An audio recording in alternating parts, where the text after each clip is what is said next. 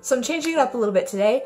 I normally make videos for people who suffer from CRPS or chronic pain, but instead I'm going to make a video for those who care for those with complex regional pain syndrome or any kind of chronic pain, or not even necessarily caregivers, but anybody who has someone in their life that they care about who has chronic pain, friends, family, loved ones, whatever. Because it is hard to see out of our own bubbles and our own perspective sometimes, and so it's sometimes kind of hard to understand what it is that your loved one needs or wants, and there's a lot of things about chronic pain that are surprisingly hard to communicate. So I thought that I would take today to give you guys just a couple tips to best navigate your new relationship with your loved one who is unfortunately suffering from immense chronic pain.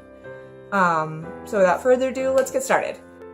Number one, there's a huge sense of loss when you suffer from chronic pain, not only because you don't want to be in pain anymore and you've lost your body that you had that didn't make you feel that, but you also feel this real sense of loss of just normalcy, your normal life, your job, your school, your friends, your kids, whatever. There's this grieving process that you go through as you come to understand and accept that the life you had before is forever changed. So that's really important to understand when talking to or interacting with someone with chronic pain, that they're not just suffering physically, but there's an extreme emotional suffering that comes along with that. And the best way I could word this as far as how to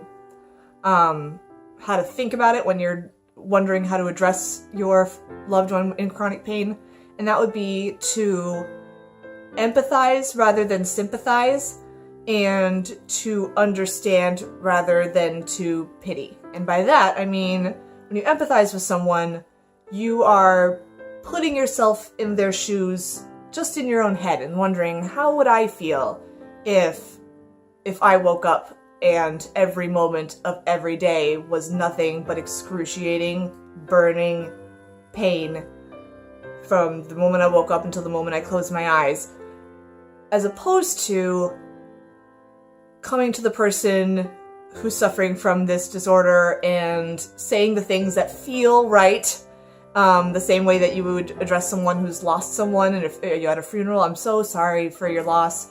I'm so sorry that this happened to you. It's so incredibly terrible. That's what you want to say. You want to find words to make your loved one feel better, and that's completely natural. But I've found, at least this is my own personal experience, and when I say we, addressing the whole, chronic pain audience, I really, of course, mean me, but through the research I've done, I've also found that I'm not the only one who feels this way.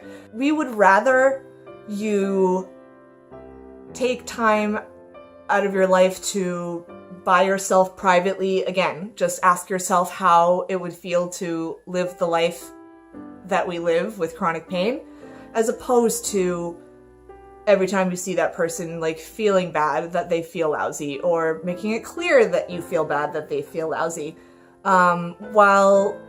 While I at least totally understand where people are coming from with that, it actually it makes you feel bad, because now you feel bad because they feel bad because you feel bad, and round we go. So instead of just feeling terrible about how you're feeling or about how your friend is feeling, it's better to just take a few minutes to again, privately reflect, and then come back and treat that person the way that you would want to be treated if you had that problem, as opposed to doing the default setting for most humans, which is to go and comfort and hug and apologize for the terrible things that have happened to you. That's nice to hear maybe the first or second time, but after that, you start to feel bad because you're constantly worried that they feel bad around you because they just love you so much and they can't bear to see you suffering, which ties right into the understanding piece as opposed to pitying piece. So again, it's really just a question of asking yourself how you would feel if you unfortunately had that problem, if you had this health issue, as opposed to feeling bad for them, which I get is completely natural, and that's fine for you to do, but to make it very known to your CRPS patient, I think will do more harm than good in the long run.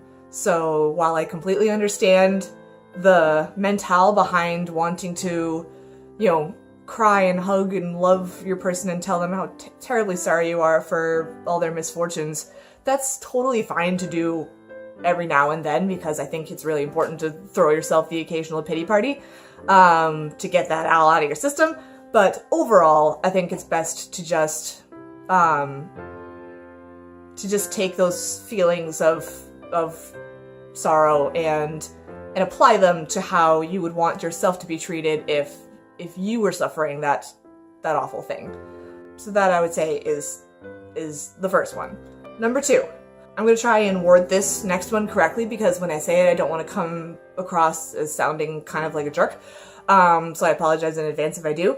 But I feel like this needs to be said because this is one that I've come across probably the most of any of these tips that I've planned on discussing today. And that is, don't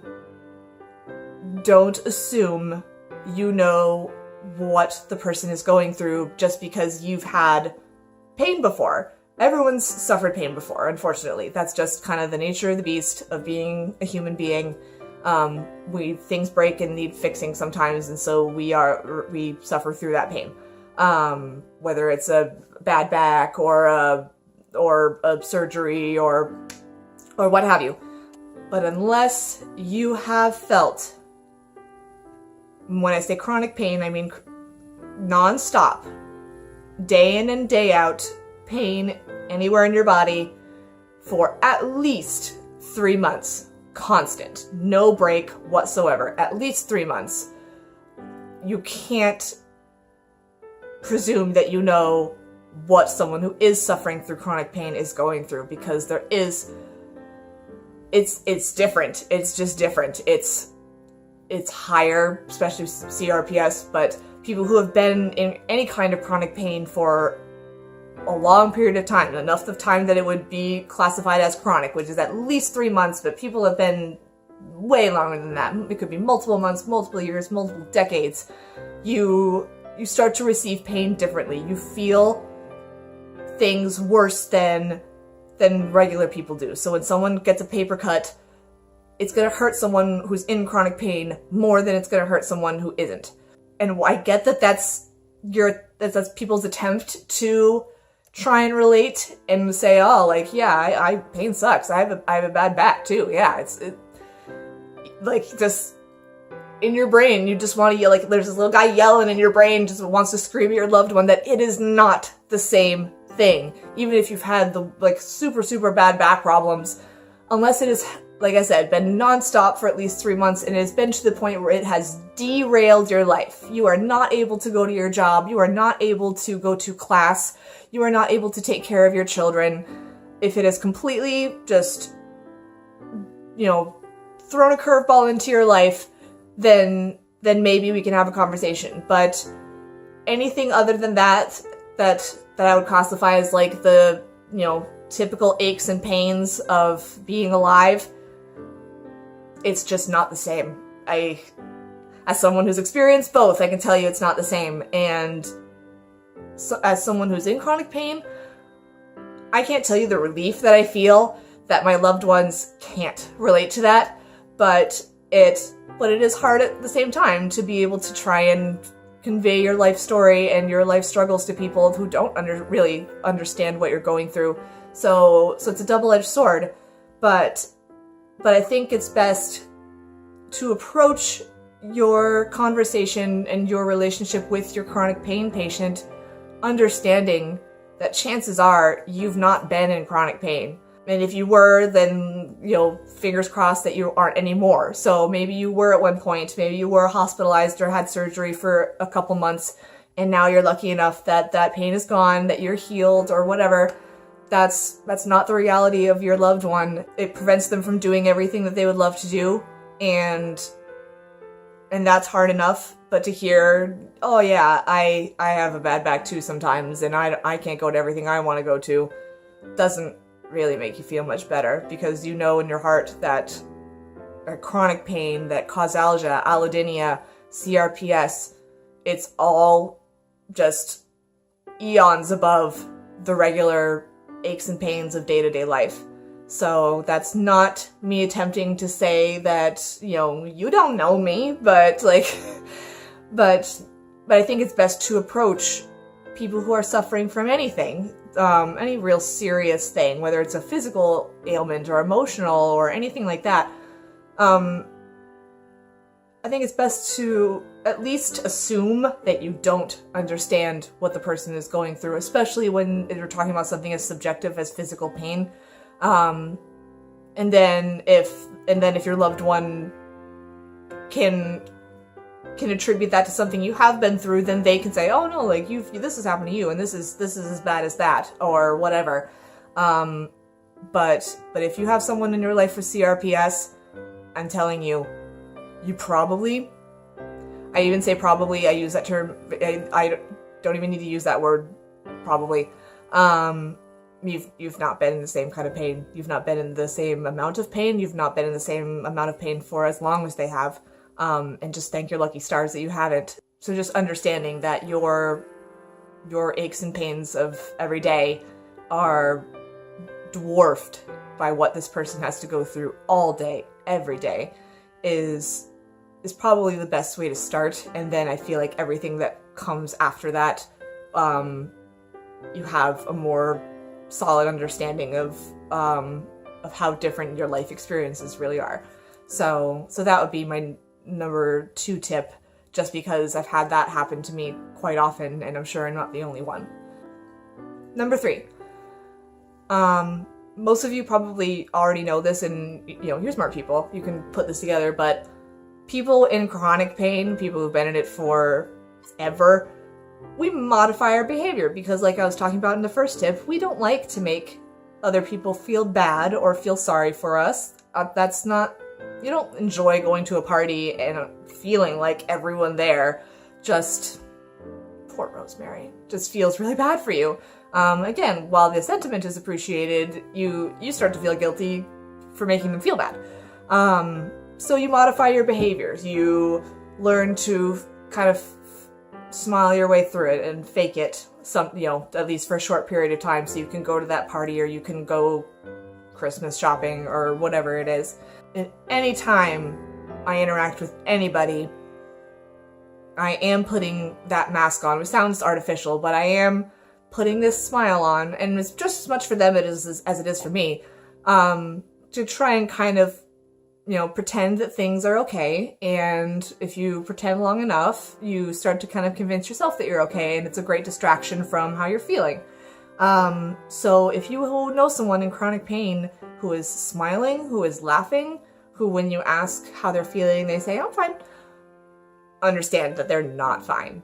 They're not fine. That is their default answer to wanting to your inquiry, and they want to make you feel better, and maybe even themselves feel a little bit better, so they're not constantly just thinking about how they feel. So it's not all about you guys, it's just as much for us as it is for you. But as long as you understand that that's what they're doing, that fine does not mean fine, okay does not mean okay, and smiles and laughter do not mean no pain, or even little pain,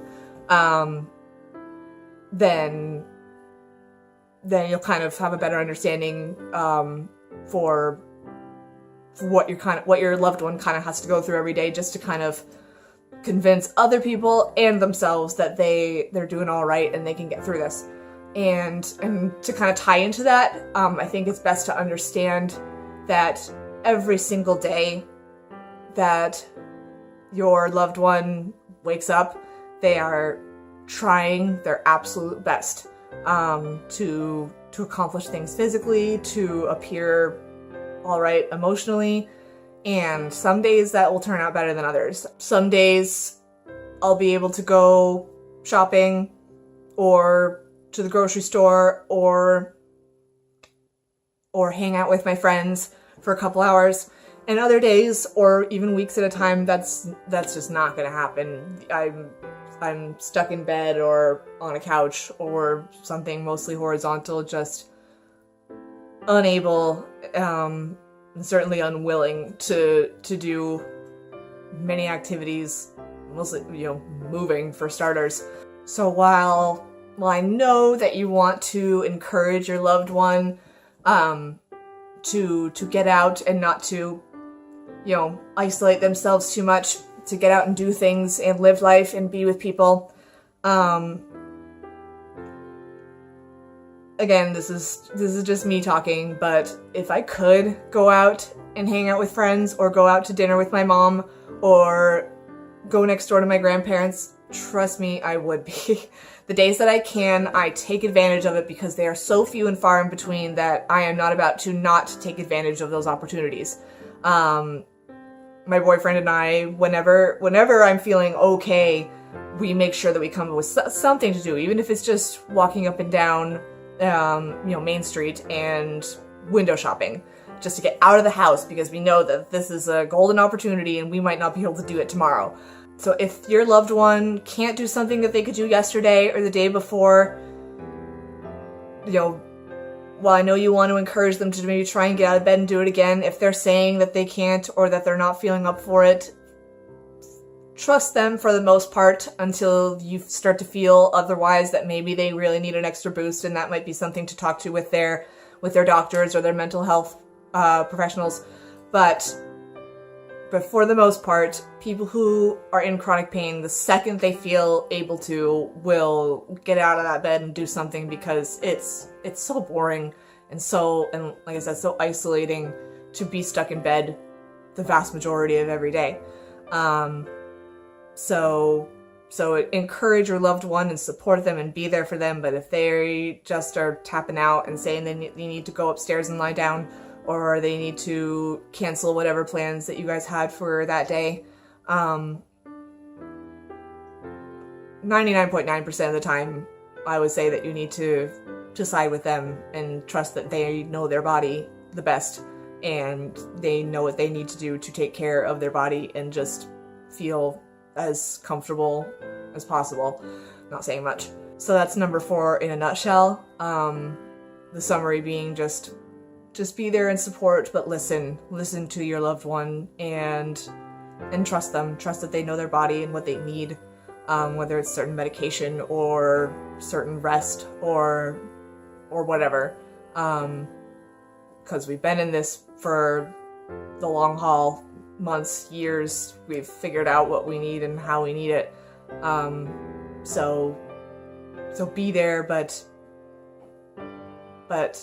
do your best to lean towards their judgment.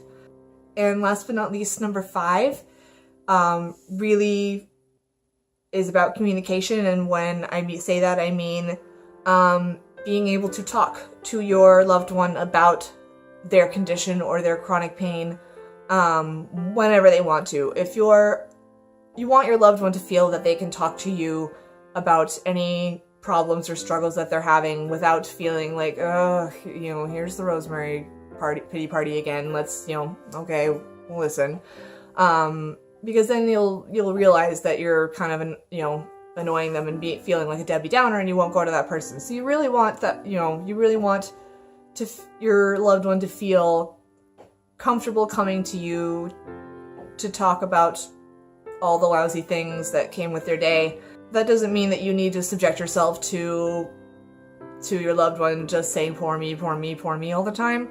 But it's just a question of making your loved one feel comfortable about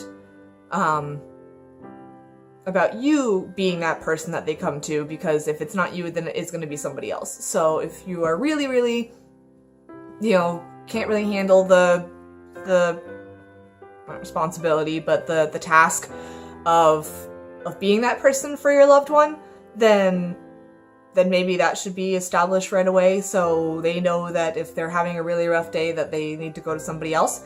But you want to be that person for your friend if you possibly can. So I would encourage that first and foremost. And in tying into that would be, if you ever are offering to help someone, a friend of yours, with anything that has to do with their problem, if they can't go out and, get their own groceries or cook for themselves, anything like that, it's best to be as specific as you possibly can, because at least for me, and I'm sure this is true for a lot of people, especially people with disabilities who are constantly having to ask for help on a regular basis, we're not going to do it unless we have to, just because we do it so often.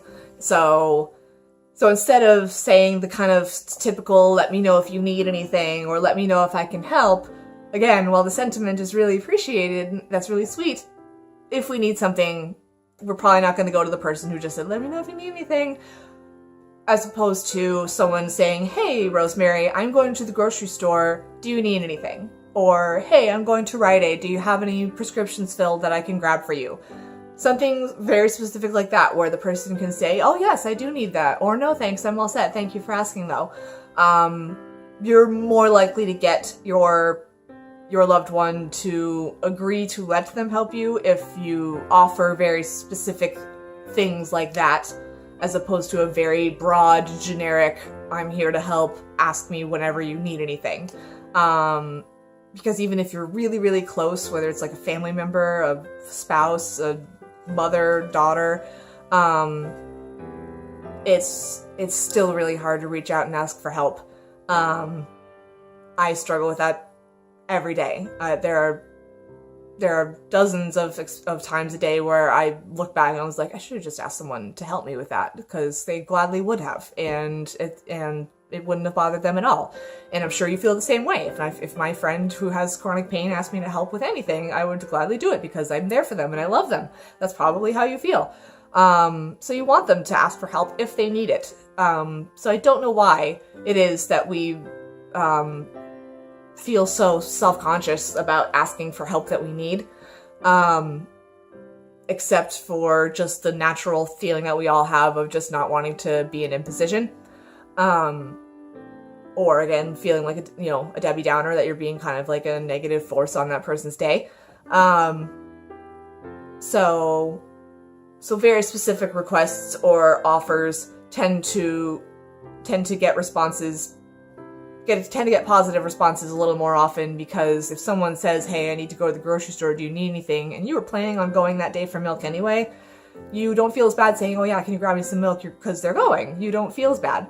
So that would be my number one tidbit for communication, would be instead of just the very broad, I'm here if you need me, very, very specific requests would ease my mind, make me feel a little bit better about saying yes. I don't know if that's everybody, but I think as far as human nature goes, we'd be more inclined to agree to let someone help us if we know that they're, going there anyway or doing that thing anyway. So that was just would be a little trick for your back pocket. So even if you're not going to the grocery store, just tell your loved one that you're going to the grocery store, and see if they agree to let you get whatever it is they need. And then if they don't need anything, they don't need to go.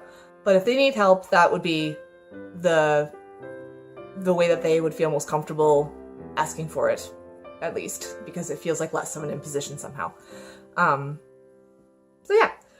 So those are my top 5 tips for those of you who have loved ones with chronic pain or with complex regional pain syndrome. Again, there's so many more. I could talk about this for hours, but I wanted to just give a few, bits of advice. If anyone has any questions, whether you have chronic pain yourself or you know someone who has chronic pain, please comment and ask or start a dialogue, because if we can start conversations, that's kind of my whole goal in making these videos, is if we can start a dialogue about how to better take care of our loved ones in chronic pain. I would be elated if that's how this turned out. So thanks again for checking this out and for listening. And until next time, I will see you later. Bye.